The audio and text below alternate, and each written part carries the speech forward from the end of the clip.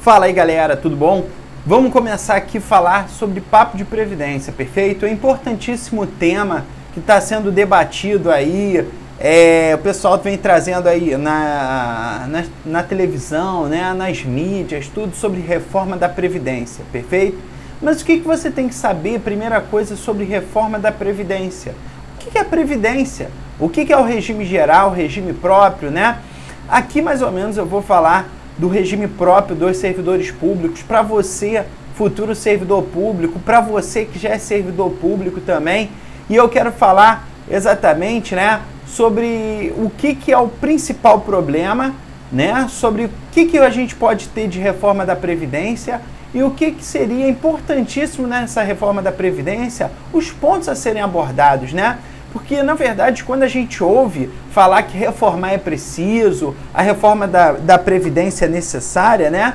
A gente fica assim, poxa, mas, caraca, quem é o causador desse problema? Quem é um grande causador? Por exemplo, os servidores públicos. Muita gente começa a falar assim, poxa, os servidores públicos são privilegiados, os trabalhadores, né? Na verdade, as situações de aposentadoria são até um pouquinho diferentes. Mas eu vou falar um pouco do regime próprio, também vou dar uma passada no regime geral para a gente fazer mais ou menos uma comparação aqui. Mas o mais principal mesmo é observar o que fez esse rombo previdenciário, tá? Eu vou falar aqui mais ou menos do regime próprio, das previdências dos estados, da União, né, dos municípios. E a gente vai ver um pouco esse problema, ver o porquê, na verdade, essa previdência se tornou um monstro, né, para o Estado. E assim, primeira coisa, quando a gente pega, né, o regime próprio de previdência dos servidores, que está lá no artigo 40 da Constituição, a gente vai falar, né, que os servidores detentores de cargo efetivo, eles terão aquelas regras de aposentadoria, seja aposentadoria por invalidez, seja aposentadoria compulsória ou aposentadoria voluntária, perfeito? Então a gente tem as três formas de aposentadoria para o servidor público. Ou ele se aposenta por invalidez, né, por uma moléstia profissional, por acidente de trabalho, ou até mesmo por um problema de saúde, né, do servidor público, ele se aposenta com proventos proporcionais, perfeito? Ao tempo de contribuição. A primeira coisa que foi a emenda 2098, que foi a primeira reforma da Previdência, que mudou, né, o tempo de serviço para tempo de contribuição. Você tinha que contribuir para fazer jus àquele tempo, né, o cômputo daquele tempo de contribuição. Senão, você não contava. E também criou a regra de tempo de serviço público. Então, ela separou exatamente esse tema. Botou tempo de contribuição, não mais tempo de serviço público. Segundo ponto é que temos a aposentadoria compulsória, coisa que não ocorre, né, no regime geral. Já que aqui no regime próprio, a aposentadoria gera vacância do cargo, beleza? Lá no regime geral, o cara vai no INSS, se aposenta e continua trabalhando com a sua carteira de trabalho, tudo bonitinho. Então temos essa principal diferença, tá? No regime próprio, o cara se aposenta e já gera o quê? Vacância do cargo. Ele não poderá mais trabalhar ali na administração pública, salvo as situações, né, de acumulação de cargo, beleza? Primeiro ponto. Segundo ponto, que temos a aposentadoria voluntária. E aí a gente observa, né, que aos que ingressarem depois de 2004, por exemplo, meu caso, o caso da maioria dos servidores públicos que eu conheço, que ingressarem depois de 2004, não terão mais a famosa integralidade. O que é isso? Muito se falava assim, o servidor público recebe o seu último contra-cheque de ativa. Acabou isso, tá? Na verdade, acabou para quem ingressou depois de 2004. Ainda temos regras de transição que temos essa possibilidade.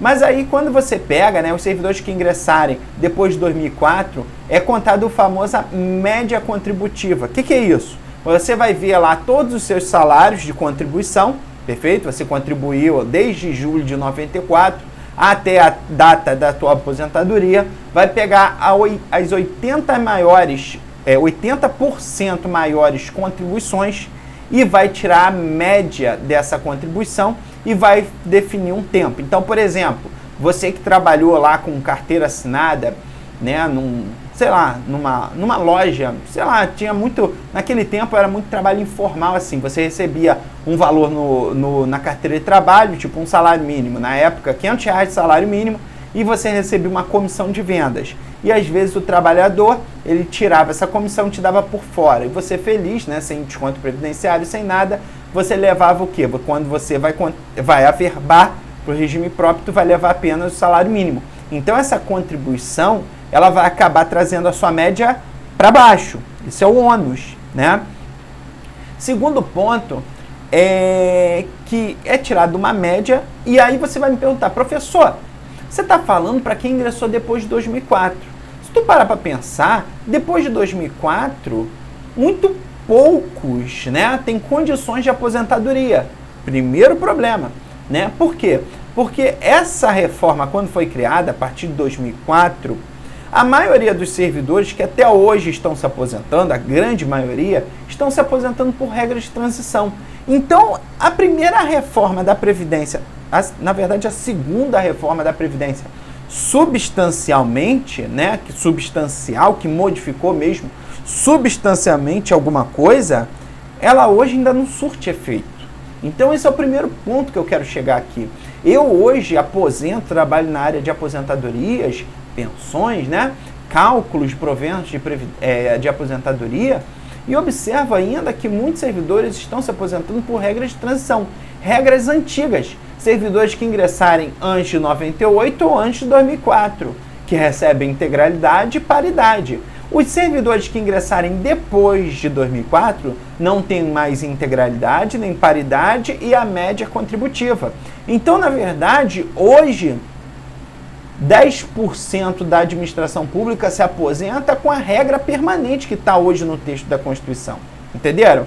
Então, aquele servidor que entrou em 2005, 2006, ele ainda não passou por nenhuma reforma, mas ele já vai ser atingido por uma nova reforma, né? Se tu parar para pensar, é mais ou menos isso.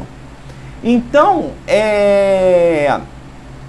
a gente tem que tomar cuidado que quando a gente fala de nova reforma previdenciária, a gente está reformando uma coisa que ainda não está sendo nem diretamente aplicada.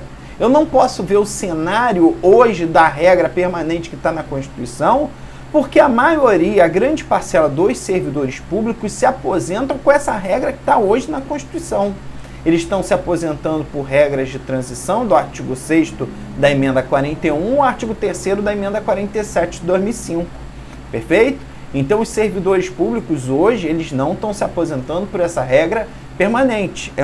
São casos muito pequenos, tá? Segundo ponto.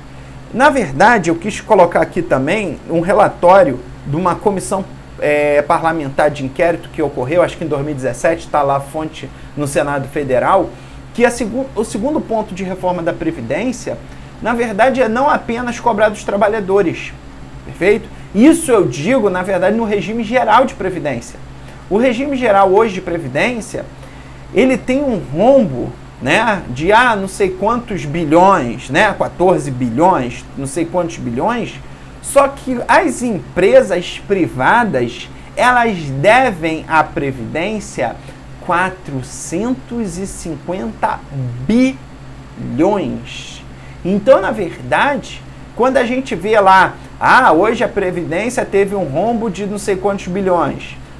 Esse ano a Previdência teve um rombo de não sei quantos bilhões. Tá, mas esse rombo é por culpa do trabalhador que está se aposentando? Não. A Previdência ela tem um rombo também por causa das empresas privadas que não pagam as suas respectivas previdências. Quem nunca ouviu da certidão negativa de débito previdenciário dos clubes do futebol brasileiro, né? Que sempre ficavam, não vai receber algum benefício, né? Porque está devendo a Previdência. Então, é exatamente isso. As empresas hoje, elas não contribuem exatamente com a Previdência Social. Beleza? Primeiro ponto, na verdade, segundo ponto que a gente já viu, né? Primeiro ponto foi as aposentadorias hoje que não são aplicadas a grande maioria das regras permanentes hoje pelo artigo 40. Segundo ponto, as empresas privadas que estão devendo 450 bilhões, isso é um relatório de uma comissão parlamentar de inquérito. Eu vi no próprio site do Senado Federal, tá? Depois vocês botam lá no Google, procura lá que tem. Eu não botei o link completo, mas é no Senado, tá? uma CPI que foi aberta e apurou exatamente isso, um inadimplemento de 450 bilhões. É muita coisa para a gente falar em rombo feito pelos trabalhadores. Segundo ponto também, a gente vai ver, na verdade, que o sistema contributivo e solidário, olha que bonito, né? Contributivo e solidário. O que eu quero dizer com isso? Na verdade, o nosso sistema previdenciário, hoje os servidores ativos, eles trabalham, pagam, tem um desconto previdenciário, para quê? Para deixar num cofre guardadinho? Não. Os servidores ativos trabalham hoje para pagar quem? As aposentadorias e pensões dos servidores inativos e seus respectivos pensionistas. Então, exatamente esse conceito de contributivo e solidário, eu pago a previdência para pagar aposentados e pensionistas. É claro que a nossa Constituição fala que, no caso de insuficiência de recursos, né, o Tesouro Estadual, Municipal, Federal arcar com a complementação. Mas hoje os servidores ativos, eles que pagam a previdência dos inativos. Só que a pergunta é, se não houver concurso público, se não tiver servidores de cargo efetivo, o que acontece? Essa balança desequilibra, não é?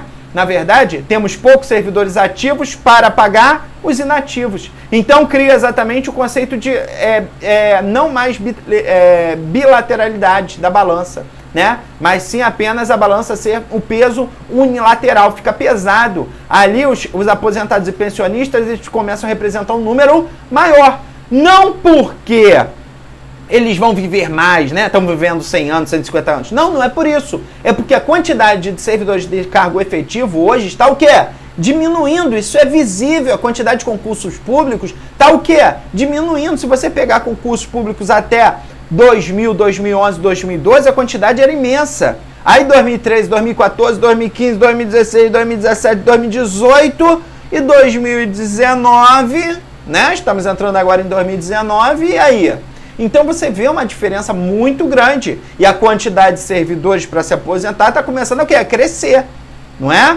Só que aí a quantidade de servidores ativos não estão complementando essa quantidade.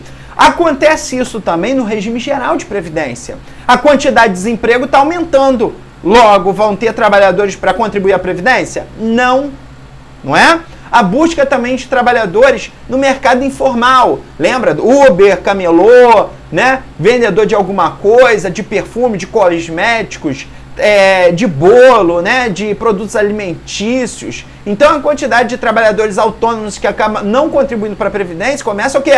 A crescer também. Então isso gera o quê? Um problema grave, tá? Então, na verdade, são 3 pontos aí de reforma da Previdência que a gente tem que ver.